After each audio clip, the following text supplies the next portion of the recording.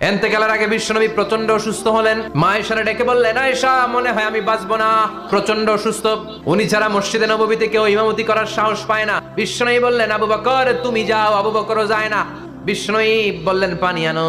বিশ্বনবী পানি দিয়ে ওযু করলেন। ওযু করে কয়েকজন সাহাবীকে ধরে উঠতে চাইলেন, আবার ধপাস করে বেহুশ হয়ে পড়ে যায়।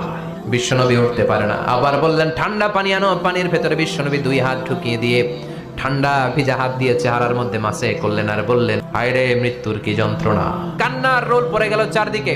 বিশ্বনবীর কলিজার টুকরা নয়নের পুটুলি সাইয়্যিদাতুনা ফাতিমা বিশ্বনবীর কান্না সহ্য করতে পারে না। বিশ্বনবীকে ধরে মা ফাতিমা বিলাপ করা শুরু করে দিলেন, চিৎকার দিয়ে কান্নাকাটি শুরু করে দিলেন আর বললেন, হায় হায় আমার বাবার কি কষ্ট। বিশ্বনবী বললেন, ফাতেমা তুমি কেঁদো না, আমার কষ্ট আজকের পরে আর থাকবে না।